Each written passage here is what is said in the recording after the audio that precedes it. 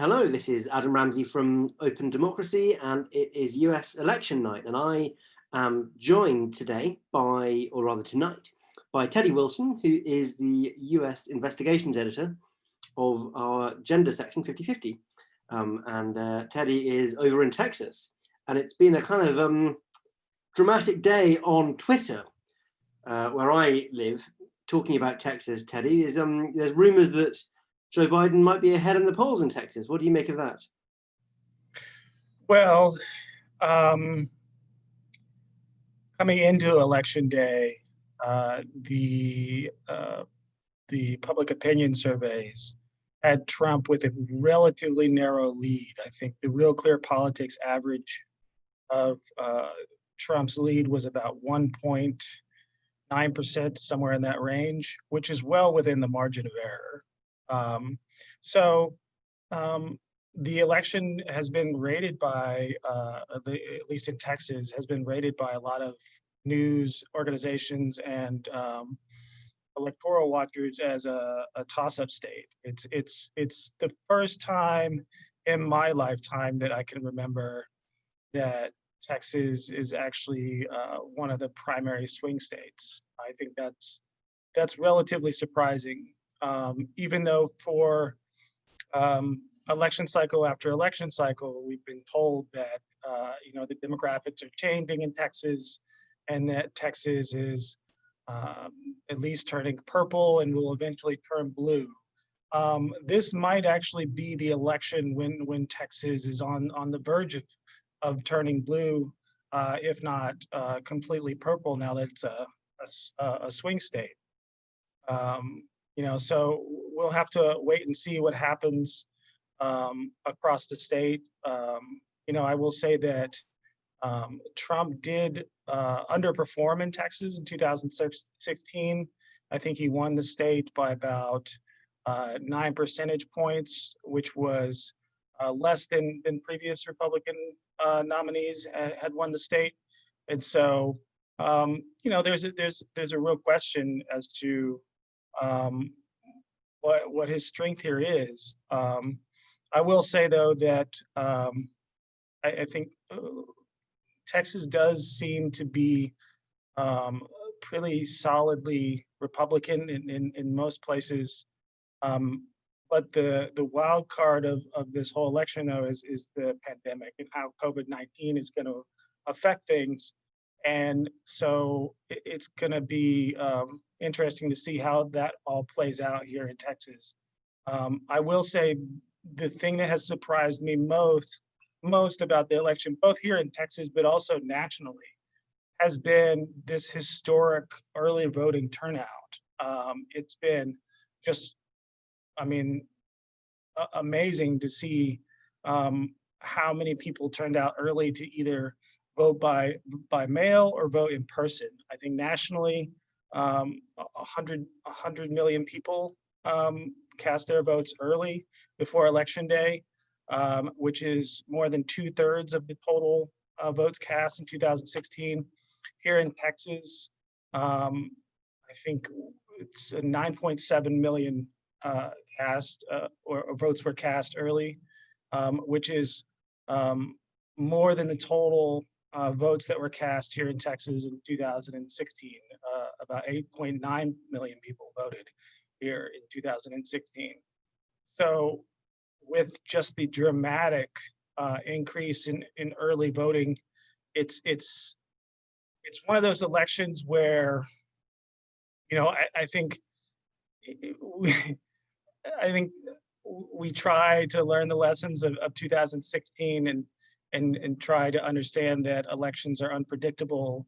And when, election forecasters say that, Trump has, 10 or 20% chance of winning, that's not a 0% chance, right? And so, and the inverse is true, right? So if Trump has, I think the forecasts are saying about a 60% chance of winning in Texas, that means Joe Biden has a 40% chance of winning in Texas. So it's one of those things where I think it's going to be really interesting to see how all this plays out. over the course of the next day and weeks, however long it takes to count all the ballots. So it's quite interesting here. I will say that.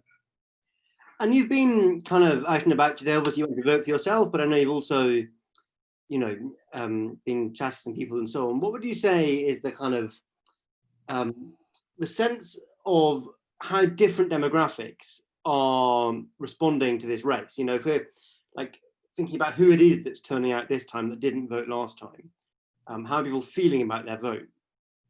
How do you think? Well, I will say if Joe Biden does carry Texas, he will have a tremendous grassroots effort to thank for it, led by um, organizers and activists of color primarily, particularly in places like Houston, which is Harris County, and Dallas and Austin and down in the Valley.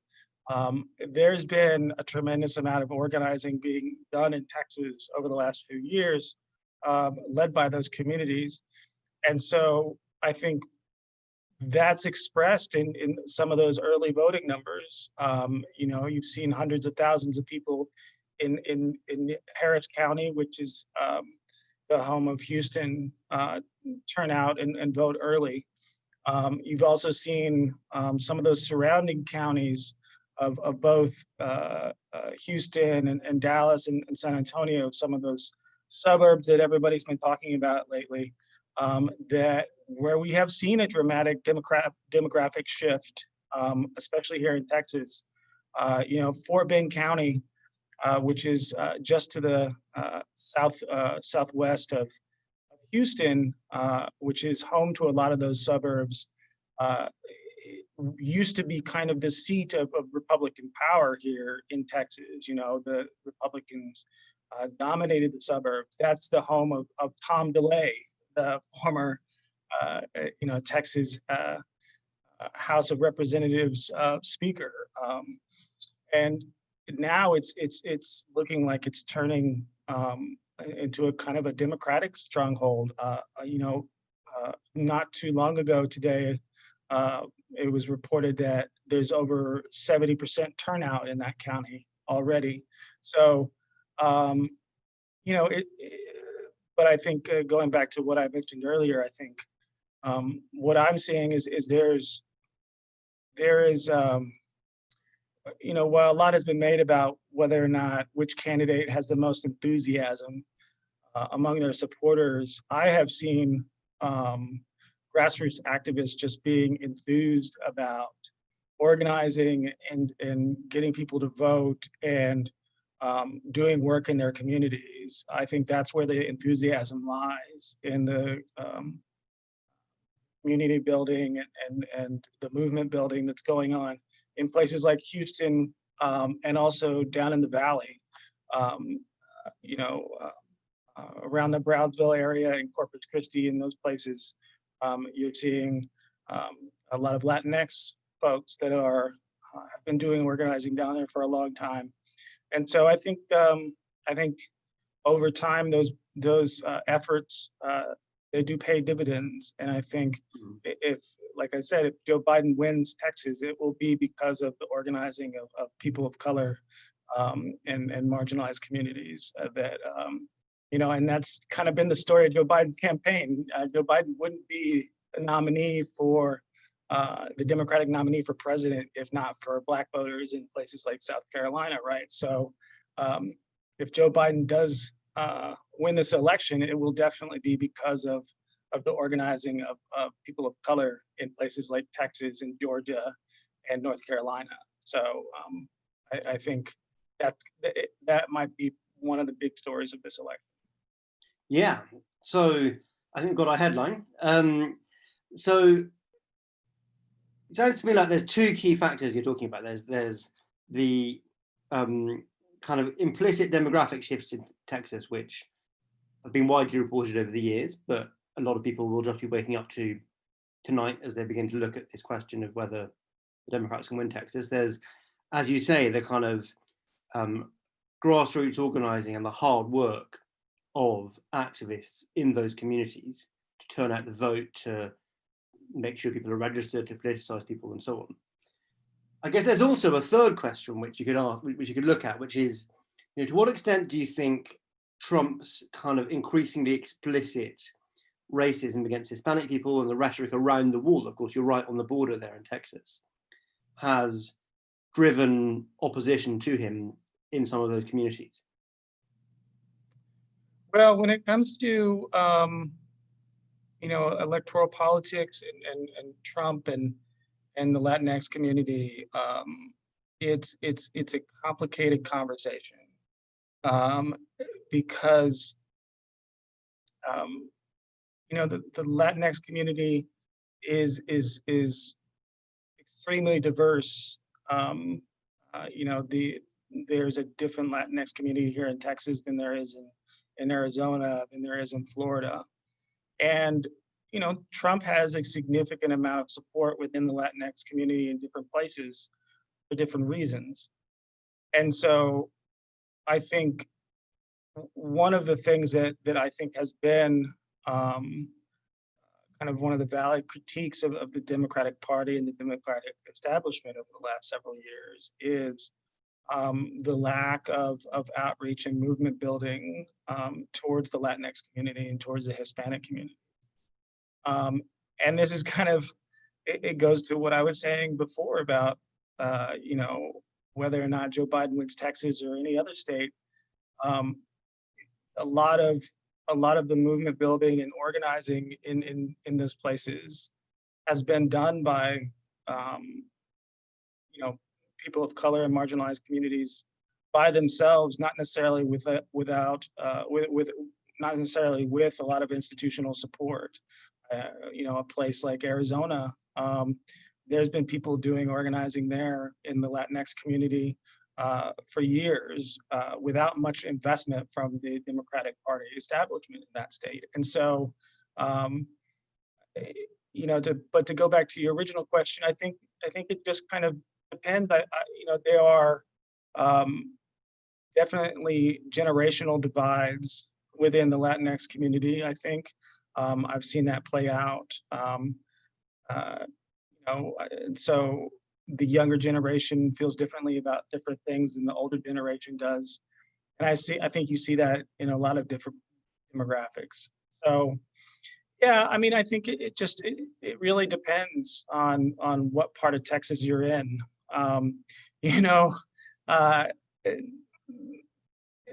Growing up here and having been worked here for a long time, Texas, it's a huge state. It's one large state with 38 electoral votes, but really it's like about 5 different states. The political culture in West Texas, out in El Paso, is different than it is down in the valley near Brownsville, and it's different than it is out in East Texas. Near Houston, it's different than it is up in North Texas in Dallas-Fort Worth. So it's really difficult for me. I don't want to generalize about how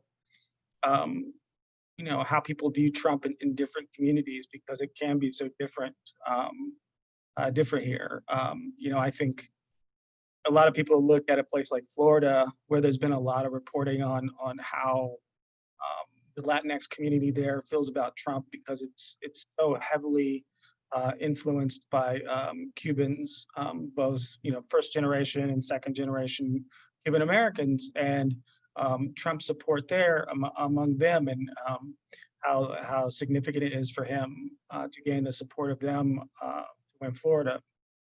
And I think it's a tendency of political reporters to kind of graft different narratives onto similar demographic groups. But I would say that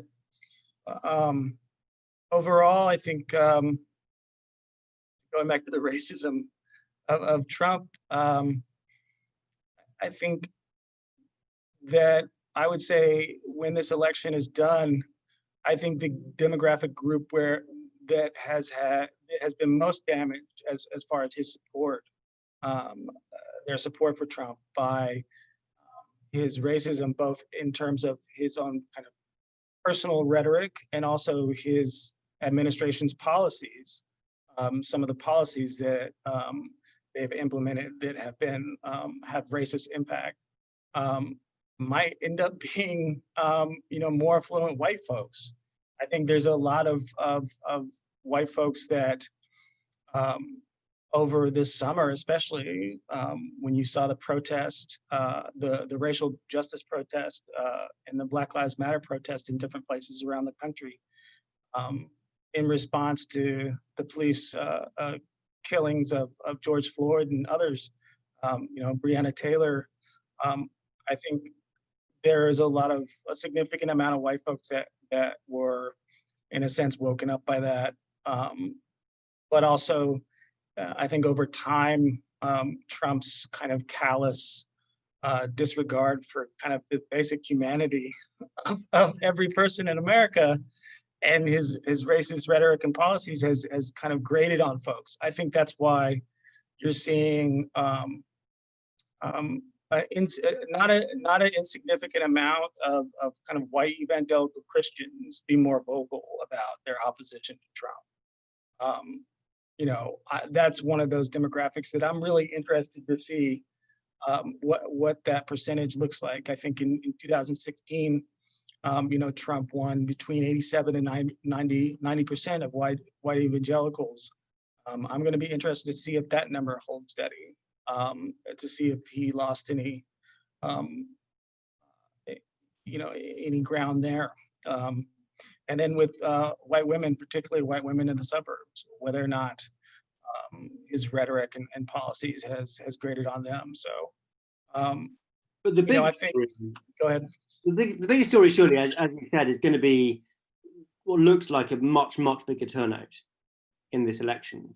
And so, if as seems more and more likely, Trump has been defeated, surely it won't be because of a few people changing their minds from last time, people who voted Trump voting for Biden, but much more because of millions of people who didn't vote last time at all showing up to the polls in order to reject Donald Trump. I mean, I think if Trump does lose, if President Trump does lose re-election, I think the narrative of this election is yet to be written. I think over the next days and weeks, I think we'll have a better understanding of why the electorate either chose to reject him or give him a second term. I would say that I think that just what seems to be a historic voter turnout. I think that's going to leave. I think it leaves me with so many questions, so many unknowns. I think that's going to give us a lot of surprises. I think that there are going to be states where the results are going to be very surprising. There's going to be, and this is going to have an impact way down the ballot, right? I mean, we've been spending most of our time talking about the presidential election, but this is an election, where you have the control of the Senate is on the line, the U.S. Senate, with a third of the senators up for re-election right now, and the state house, and so the way things play out in Texas will determine whether or not John Cornyn is re-elected to the Senate, or whether or not the Democrat MJ Hagar wins. And it's also going to have an effect further down the ballot. There's in the 50 states, there's 99 state legislative chambers, and I think 86, I believe, have elections on the ballot right now. And so that's going to have a significant impact in the years to come, because whoever controls those state legislatures controls redistricting in the next year. And that controls who can decide what districts, how districts are drawn, and there's just so much at stake, I think, further down the ballot than just the presidential election. So I think what this dramatic voter turnout does is really throws into the air a lot of our assumptions about how this election might turn out. And I would say, just my own personal perspective, it does make me um, really optimistic, not necessarily about the results themselves, but I think it makes me optimistic about American democracy, right? At a time in which there's been a lot of discussion and debate about democratic institutions here in America and abroad in other places, right? And the encroachment of kind of illiberalism and authoritarianism. I think when you have this many millions of people come out and vote in the middle of a pandemic, right, where we are still seeing, 60, 70,000, 80,000 cases a day nationally. Um, and thinking back to March and April when people were really worried about how we were going to pull off this election.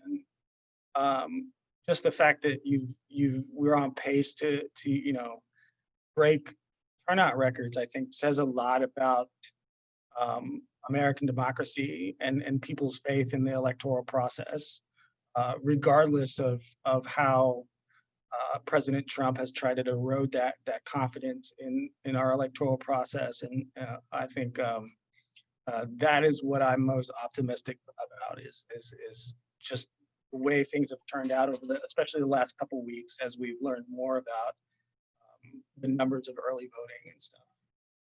It's been an extraordinary few months, one of the biggest social movements in modern American history. What looks like a total change in the dynamics of electoral politics if the turnout is as big as it looks like. Yeah, and I think one of the things we talked about, the narrative is still to be written, especially on the in the presidential narrative.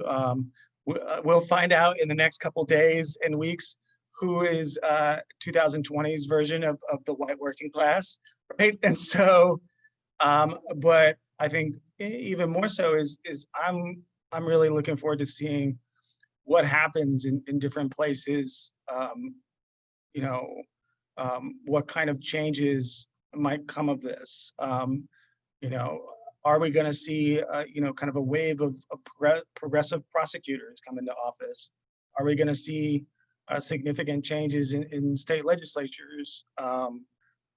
What are the consequences of this election is going to be when you have this high a turnout? And I think looking even further, looking to 2024, this election is going to set, I think, quite a high bar for turnout, right? And so the next question is are we going to be able to meet that bar again in 4 years? Or is this kind of a moment in which the circumstances demanded that people get out and vote and participate in our democracy? Will that carry forward? Much like there's been a lot of question of whether or not the support of Black Lives Matter, particularly among white folks, would continue forward and move forward after the protest during the summer, or whether or not allies to the movement would tire. So I think there's a lot of questions moving forward about what this moment means for American democracy moving forward. Great, and I've got one last question for you, which is earlier tonight, one of our kind of regular UK commentators who spent some time in the States this year argued that the best thing that could come out of 2020 is the start of AOC's presidential campaign for 2024. For our international viewers who are familiar with a small cast of characters in American politics, if Joe Biden is a bit older and has a vice president who perhaps doesn't have quite the same charisma as some of her contenders to her left, are we looking at a race for Democratic nomination in 2024 again, if Biden wins? And if so, does the campaign for AOC start tomorrow? Well, I mean, I would say that it does seem likely, if not probable, that if Biden does win this election, that he may end up being a one-term president, for lots of reasons, right? His age, and his health, and kind of lots of other factors. You know, um, I think there's still a lot of debate, um, um, and discussion, to be had around what is the kind of ideological center of the Democratic Party, and what is where the progressive movement goes from here. Because it didn't feel like this Democratic primary was a period on the end of a sentence, right? It felt much more like an ellipsis, like, um, we are, like the Democratic Party and the progressive movement kind of put everything on hold for a minute, to kind of try to unite to defeat Donald Trump.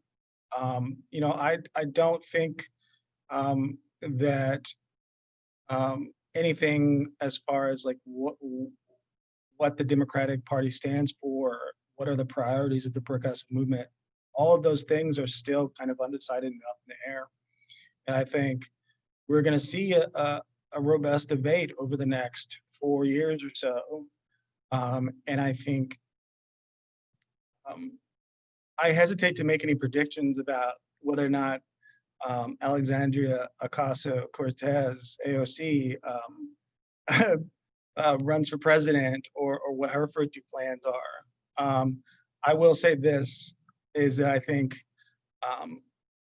if the past is prologue, I think we haven't yet seen who may be, the Democratic nominee in 2024. If Joe Biden does win and doesn't run for a second term, I think, if there's, you know, the way the Republican Party and the conservative movement and the Democratic Party and the progressive movement work, one of the ways they work in different ways is, the Republicans tend to have a line of succession, right? People kind of do their time, and then, eventually over time take their place at the top of the ticket. With the progressive movement and Democratic Party, they kind of operate differently. Like we, may hear, from somebody in a couple years that will, kind of spark the movement within the progressive movement, spark a light within the progressive movement. And it could be AOC, it could be somebody else. I think, um, but I think that's also kind of good for democracy and good for, the progressive movement and Democratic Party to kind of hash out that debate. Uh, I think how that looks on the right too is going to depend on a lot on the results. If President Trump loses by a significant margin, I think you will see, a kind of an exodus away from him. I think you will see similar to kind of what happened with President George W. Bush, after 2008, where all of a sudden you had all these Republicans, coming out and saying, well, I didn't like the fact that he was running up deficits. I didn't really ever like the Iraq War. I think you'll see a lot of that revisionist history kind of gaslighting, from Republicans if Trump loses by a significant margin. Now, if it's close and Trump loses, I don't think the Republican Party or the conservative movement really reckons with Trumpism and what that means for the future of that movement on the right. Um, so, but yeah, I mean, I don't know where the left goes from here. Um, but I think it's going to be interesting to watch it play out. I mean, Hmm. it's going to be interesting to see in the next 2 to 4 years, um, where things like single payer or the Green New Deal, where they fit within the Democratic Party platforms, if that is fully embraced or if that is still, if those are still ideas that are being hashed out. So I think We shall there's a see. lot up in there. We'll see. Great. Well, Teddy, thank you so much for joining us. Teddy Wilson, who is Open Democracy's 50/50 US investigations editor and a lifelong Texan. And we shall keep our eyes on the results coming in from Texas over the next few or possibly many hours. Thank you so much.